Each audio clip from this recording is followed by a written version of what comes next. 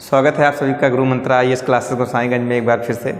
पिछले वीडियो में हम लोगों ने पढ़ा था अरावली पर्वत के विषय में और विंध्य पर्वत के विषय में और सतपुड़ा पर्वत के विषय में। इसकी सर्वोच्च चोटी क्या है या ये किस स्टेट में है, कहाँ तक इसका विस्तार है, इसकी महादेव मैकाल जो भी श्रेणियाँ हैं इनके विषय में हम लोगों ने अच्छे से अध्ययन किया था।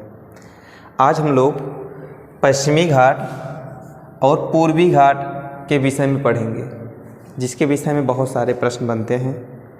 परीक्षा के लिहाज से बहुत ही ज़्यादा इम्पोर्टेंट टॉपिक है, तो इसको ध्यान से हम लोग पढ़ेंगे। तो चलिए हम लोग स्टार्ट करते हैं और आप लोग लिखते रहिएगा, जो बोला जाएगा उसे लिखते रहिएगा। तो देखते हैं इसका विस्तार। सबसे पहले इसकी लंबाई या इसका विस्तार कितना है। ये गुजरात या सतपुड़ा पहाड़ी से लेकर के दक्षिण में केप कमोरिन तक विस्तृत है। आपको दिख रहा होगा इसका विस्तार केप कमोरिन तक है, या यहीं पर स्थित है कन्याकुमारी। कन्याकुमारी से लेकर सतपुड़ा पहाड़ी तक पश्चिमी घाट का विस्तार है, जिसकी लंबाई कितनी है, जिसकी लंबाई है 1600 किलोमीटर।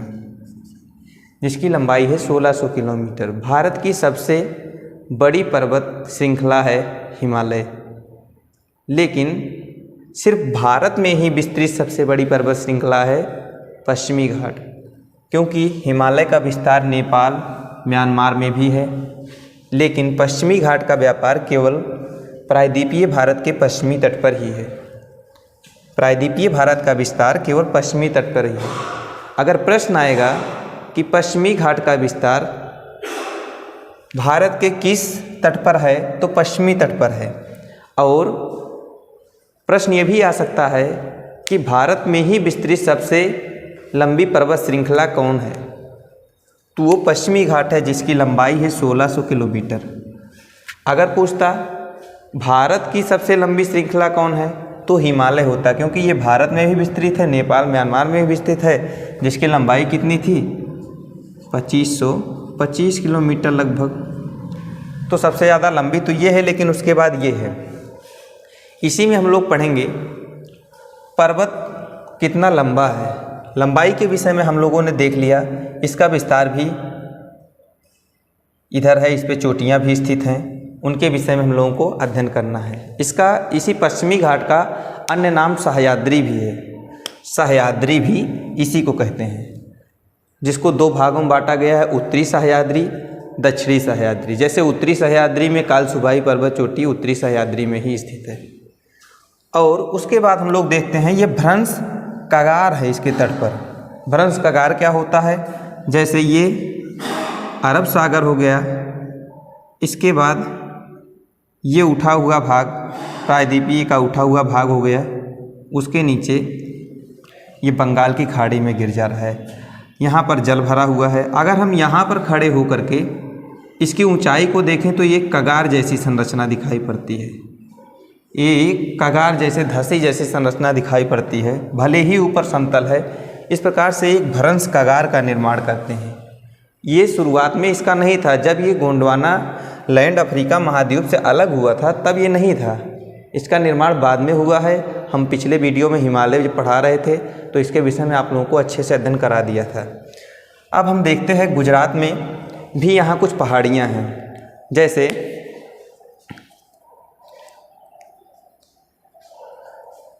यहाँ पर जो गुजरात में पहाड़ियाँ हैं, मांडवा पहाड़ी, गिरी पहाड़ी, गिरी पहाड़ी स्थित है। इस पहाड़ी के विषय में जो गिरी पहाड़ी है, इसके विषय में यहाँ पर इसलिए प्रसिद्ध है। सबसे पहले तो जानते हैं किस क्षेत्र में है। गुजरात दो भागों में बटा है। ऊपर का उत्तर का भाग कच्छ का रण कहते हैं और दक्षिण के भाग को सौराष्ट्र कहते हैं। तो ये मांडवा या गिरी सौराष्ट्र तट पर स्थित है। इसी सौराष्ट्र तट में गिरी जो स्थित है, यहाँ पर एशियाई शेर पाए जाते हैं। एशियाई शेर केवल और केवल भारत के गिरी पहाड़ी पर ही पाए जाते हैं, केवल और केवल गुजरात में पाए जाते हैं।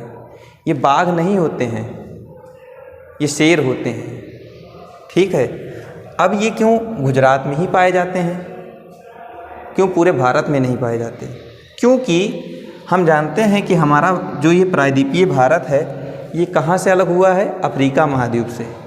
अफ्रीका महाद्वीप के तट पर ही, अफ्रीका महाद्वीप का तट जो है वहाँ पर, वहाँ का जो सवाना क्षेत्र था, सवाना क्षेत्र से लेकर जब ये टूट के अलग हो गया तो यहाँ पर जो एशियाई शेर पाए जाते थे, जो शेर यहाँ पर पाए जाते थे, जब ये भारत में आ गए, गोंडवाना लैंड के रूप में आ गए, तो इन्हीं को एशियाई शेर कहा जाने लगा। अर्थात ये सवाना क्षेत्र के ही शेर हैं जो गिरी क्षेत्र में पाए जाते हैं। आता है प्रश्न, एशियाई शेर भारत के किस राज्य में पाए जाते हैं? केवल और केवल गुजरात में पाए जाते हैं। आगे बात करते हैं उत्तरी सह्याद्री। ये जो भाग देख रहे हैं आप लोग, ये उत्तरी सह्याद्री का भाग है। उत्तरी सह्याद्री में कालसूबाई स्थित है। उसके बाद हम देखते हैं महाबलेश्वर। ये है महाबलेश्वर, ये है उत्तरी सह्याद्री। उसके बाद ये है महाबलेश्वर। महाबलेश्वर चोटी से ही एक नदी निकलती है। महाबलेश्वर चोटी से ही एक नदी निकलती है, कृष्णा नदी। कृष्णा नदी आप लोगों को दिख रहा होगा सबसे ऊपर, ये है गोदावरी नदी, उसके नीचे कृष्णा नदी है। गोदावरी नदी त्र्यंबकेश्वर से निकलती है और कृष्णा नदी महाबलेश्वर चोटी से निकलती है। महाराष्ट्र में स्थित है, ये चोटियाँ महाराष्ट्र में स्थित हैं। और उसके बाद हम देखते हैं ये नर्मदा नदी सतपुड़ा पहाड़ी के दक्षिण में बही है। ये ताप्ती नदी है। तापी नदी सतपुड़ा पहाड़ी के दक्षिण में बही है और उसके ऊपर उत्तर में नर्मदा नदी बिंद और सतपुड़ा के मध्य से होकर के बही है और खंभात की खाड़ी में अपना मुहाना बना ली है। प्रश्न आता है कौन सी दो नदियां हैं जो भ्रंश घाटी से होकर करके बहती हैं? तो नर्मदा और तापी नदियां बहती हैं। या महाबलेश्वर पर्वत चोटी से निकलने वाली नदी कौन सी है? तो कृष्णा नदी है। जब हम नदी का चैप्टर पढ़ाएंगे इसके विषय में आप लोगों को गहन अध्ययन कराएंगे। आगे हम लोग देखते हैं कुद्रेमुख के विषय में। ये आपको दिख रहा है, ये है कुद्रेमुख। कुद्रेमुख जो कि कर्नाटक में स्थित है और दूसरी पर्वत चोटी कर्नाटक में स्थित ब्रह्मगिरी है। ब्रह्मगिरी है। कर्नाटक में दो पर्वत चोटियाँ स्थित हैं पश्चिमी घाट पर, एक कुद्रेमुख, दूसरा ब्रह्मगिरी। इसी ब्रह्मगिरी पर्वत चोटी से ही कावेरी नदी निकलती है। कावेरी नदी निकलती है और आगे जा कर के तमिलनाडु से होते हुए अपना मुहाना बना लेती है बंगाल की खाड़ी में। अब हम यहाँ पर और आगे बढ़ते हैं दक्षिण में, तो देखते हैं ये नीलगिरी पर्वत चोटी है, जहाँ पर पूर्वी घाट और पश्चिमी घाट आकर के एक ग्रंथ का निर्माण करते हैं, उसका नाम है नीलगिरी पर्वत चोटी। इस नीलगिरी पर्वत चोटी का विस्तार 3 राज्यों में है। कहाँ पर? कर्नाटक में है, तमिलनाडु में है और केरल में है। इसका विस्तार 3 राज्यों में है। और इसकी सबसे ऊंची चोटी कौन सी है? इसकी सबसे ऊंची चोटी दोदा बेटा है। नीलगिरी की सबसे ऊंची चोटी दोदा बेटा है, जो कि पश्चिमी भारत की या प्रायद्वीपीय भारत की दूसरी सबसे ऊंची चोटी है, या पश्चिमी घाट की दूसरी सबसे ऊंची चोटी है। आगे और देखते हैं तो हम लोग बढ़ते हैं, तो ये अनाईमुडी है। ये है अनाईमुडी। अनाईमुडी। उसके बाद और दक्षिण में जाते हैं तो ये कार्डमम पहाड़ी है। कार्डमम पहाड़ी, या इसी का नाम है इलायची पहाड़ी। इलायची पहाड़ी, इसी को इलायची पहाड़ी भी कहते हैं। इस प्रकार से हम इसके विषय में अध्ययन कर लिए। ये जो अनाईमुडी है, ये यहाँ पर भी एक गांठ का निर्माण होता है। उत्तर की ओर अनाईमुडी है, दक्षिण की ओर कार्डमम है और उत्तर पूर्व की ओर पालनी पहाड़ी है। इसी पालनी पहाड़ी के एक प्रसिद्ध पर्यटक स्थल है, यही जो पालनी पहाड़ी है, यहीं पर एक प्रसिद्ध पर्यटक स्थल है कोडाई कोनाल। लोग वहाँ पर घूमने के लिए जाते हैं। उसके बाद यहीं पर है मदुरई मंदिर। पालनी पहाड़ी के पास में ही मदुरई एक जगह पर है जहाँ पर मीनाक्षी मंदिर भी है। और यहीं पर केरल में ही श्रीशैलम का भी विस्तार है। श्रीशैलम ये केरल में ही स्थित है। अब उसके बाद आगे हम लोग पढ़ते हैं पश्चिमी घाट के विषय में, पूर्वी घाट के विषय में। पूर्वी घाट में हम लोग देखते हैं कि जो पूर्वी घाट है ये बहुत कटा छटा है। क्यों कटा छटा है? क्योंकि अधिकांश नदियाँ पश्चिम से निकल करके पूर्व की ओर गिरती हैं, जिससे वो अपने रास्ते को काट देती हैं। और जैसे गोदावरी नदी अपने रास्ते को काट दी, कृष्णा नदी काट दी, या कावेरी नदी काट दी, या महानदी काट दी। ये नदियाँ अपने रास्ते को काट करके गहरा कर दी और चट्टान कट गए। और हम बताए थे वो कब तक काटती हैं, जब तक समुद्र की गहराई तक प्राप्त न कर लें। और इस प्रकार से ये कटे छटे हैं, ये कटे छटे हैं। उसके बाद हम देखते हैं इसी कटे छटे भाग को अलग अलग राज्यों में, अलग अलग जगहों पर स्थानीय नाम इनके अलग अलग हैं। जैसे कुछ स्थानीय नाम के विषय में हम लोग अध्ययन कर लेते हैं, जैसे अन्नामलाई, पालकोंडा और बेलीकोंडा। अन्नामलाई, पालकोंडा और बेलीकोंडा ये कहाँ पर हैं? आंध्र प्रदेश में इनके नाम हैं। आंध्र प्रदेश में पूर्वी घाट की ही ये चोटियाँ हैं, श्रृंखलाएँ हैं, जिनका आंध्र प्रदेश में नाम है। इनको क्रम से लगाने के लिए भी आ जाता है, नॉर्थ से साउथ लगे हुए हैं। अन्नामलाई, फिर पालकोंडा, फिर बेलीकोंडा। फिर उसके बाद तेलंगाना में एक है शेषाचलम, जो कि है तेलंगाना में। सेशन आता है क्वेश्चन, शेषाचलम पर्वत श्रेणी कहाँ पर है? तो ये है आंध्र प्रदेश, तेलंगाना में। इसी शेषाचलम पर भी मूवी बनी है, पुष्पा मूवी। और यहाँ पर चंदन की खेती बहुत होती है, चंदन की खेती बहुत होती है, इसलिए इस जगह का इम्पोर्टेंस बहुत ज़्यादा है। उसके बाद तमिलनाडु में 4 पर्वत श्रेणियाँ हैं, जवादी, सेओराय, पंचमलाई, सिरुमलाई। इसको भी क्रम से लगाने के लिए आ जाता है, सबसे उत्तर में कौन सी है, सबसे दक्षिण में कौन सी है। तो सबसे उत्तर में जवादी, उसके बाद सेओराय, फिर पंचमलाई, फिर सिरुमलाई। और ये सब किस चट्टान में पाए जाती हैं? चारकोनाइट चट्टान में पाए जाते हैं। ये जितने भी तमिलनाडु के हैं ये चारकोनाइट चट्टान में पाए जाते हैं। आगे बात करते हैं हम लोग साइलेंट वैली। यहीं केरल में स्थित है साइलेंट वैली, जिसका नाम है शांत घाटी। ये जैव विविधता की दृष्टि से बहुत रिच है, क्योंकि यहाँ पर वर्षा की मात्रा हमेशा होती है। मानसूनी वर्षा भी यहाँ पर हो जाती है और नदियों द्वारा वर्षा भी होती है। केरल में ये कावेरी नदी जो है ये वर्ष भर इसमें पानी रहता है। दक्षिण भारत की केवल एक यही नदी है जिसमें वर्ष भर पानी रहता है, कावेरी नदी। और यहीं पर स्थित है साइलेंट वैली। साइलेंट वैली जैव विविधता की दृष्टि से एक रिच स्थान है। और ऊपर ये शिलांग का पठार है, जिसमें गारो खासी जयंतिया है।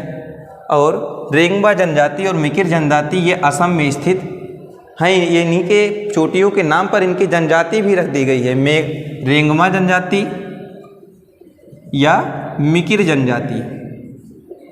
मिकिर जनजाति इनके नाम पर भी, इनकी चोटियों के नाम पर इनका नामकरण कर दिया गया। जैसे गारो जनजाति या खासी जनजाति, इस प्रकार से इनका नामकरण कर दिया। इनका उत्तर से दक्षिण या पूर्व से पश्चिम क्रम लगाने के लिए आ जाता। सबसे पहले गारो, फिर खासी, फिर जयंतिया। सबसे पश्चिम में है गारो, और उसके बाद पूर्व में है। और ध्यान में रहिए कि ये शिलांग का पठार, इसकी सबसे ऊंची चोटी कौन सी है? इसकी सबसे ऊंची चोटी या असम हिमालय की सबसे ऊंची चोटी नोक रेक है।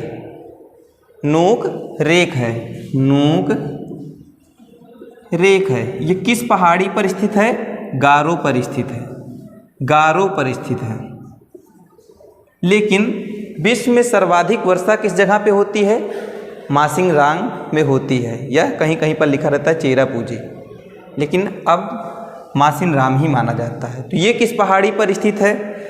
ये खासी पहाड़ी पर स्थित है, खासी पहाड़ी पर स्थित है। मासिनराम खासी पहाड़ी पर स्थित एक जगह है जहाँ पर सर्वाधिक वर्षा होती है। हम घाटी के विषय में पढ़ लिए और इसके विषय में पढ़ लिए। अब हम देखते हैं कि इसी दक्षिण भारत या पश्चिमी घाट में कुछ दर्रे हैं, उनको भी पूछा जाता है। दर्रे कैसे होते हैं? कुछ गैप हो जाते हैं तो उन्हीं को दर्रा कहा जाता है। जैसे महाराष्ट्र में 2 दर्रे हैं, पालघाट दर्रा और घोरघाट दर्रा। पालघाट दर्रा मुंबई को नागपुर से जोड़ती है। जब आप सड़क मार्ग पे फॉलो करेंगे तो मुंबई से नागपुर जाएंगे जब, तो इसी मार्ग से होकर के जाना पड़ेगा, या कोलकाता भी जाएंगे तब भी इसी मार्ग से होकर के जाना पड़ेगा। आगे भोरघाट दर्रा है। भोरघाट दर्रा पश्चिमी घाट पर स्थित है जो महाराष्ट्र में एमपी को पुणे से जोड़ता है, मुंबई को पुणे से जोड़ता है। मुंबई पश्चिमी घाट के पश्चिमी तट पर है जबकि पुणे पश्चिमी घाट के पूर्वी तट पर है। आता है प्रश्न, पुणे में कम वर्षा होती है लेकिन मुंबई में अधिक वर्षा होती, क्यों? क्योंकि ये मुंबई जो है पश्चिमी घाट के पश्चिमी तट पर स्थित है और पुणे पश्चिमी घाट के पूर्वी तट पर स्थित है। इसके पश्चिमी घाट पर स्थित होने के कारण जब मानसूनी वर्षा होता है तो ये यहाँ पर वर्षा की मात्रा अधिक हो जाती है और ये वृष्टि छाया प्रदेश में, पुणे क्षेत्र वृष्टि छाया प्रदेश में पड़ जाता है। जब हम आप लोगों को मानसून चैप्टर पढ़ाएंगे उसमें इसके विषय में अच्छे से अध्ययन करा देंगे। फिर आगे देखते हैं हम लोग नीलगिरी पहाड़ी के दक्षिण में और अनाईमुडी पहाड़ी के उत्तर में, अनाईमुडी पहाड़ी के उत्तर में एक दर्रा स्थित है, पालकोंडा दर्रा। पालकोंडा दर्रा ये नीलगिरी पहाड़ी के दक्षिण में है और अनाईमुडी पहाड़ी के उत्तर में स्थित है। और उसके बाद ये जो है तमिलनाडु और केरल को कनेक्ट भी करते हैं। यही दर्रा तमिलनाडु और केरल को कनेक्ट भी करता है। अभी हम लोग जो भोरघाट दर्रे की बात किए थे, इसी से होकर NH4 सड़क मार्ग भी गुजरता है, नेशनल हाईवे नंबर 4, जो कहाँ से होकर के जाता है? मुंबई, पुणे, बंगलौर, चेन्नई, इस जगहों पर जाता है। इस प्रकार से यहाँ से निकल करके ऐसे आता है। ठीक है, आगे हम लोग बात करते हैं सेनकोट्टा दर्रा। यहाँ पर स्थित है ये सेनकोट्टा दर्रा। सेनकोट्टा दर्रा ऊपर स्थित है, इसके आप लोगों को दिख रहा होगा, ये अनाईमुडी है, अनाईमुडी, और नीचे है कार्डमम। यहाँ पर स्थित है सेनकोट्टा दर्रा। सेनकोट्टा दर्रा के तेलंगाना में और केरल के बॉर्डर पर स्थित दर्रा है। इस प्रकार से दर्रे के विषय में हम लोगों ने अच्छे से अध्ययन कर लिया और नदियों के विषय में अध्ययन करना है। अब अगला टॉपिक पहले हम लोग अध्ययन करेंगे, जो भी मैदान यहाँ पर स्थित हैं उसके विषय में अच्छे से अध्ययन करेंगे। आज के लिए बस इतना ही। जय हिंद, जय भारत।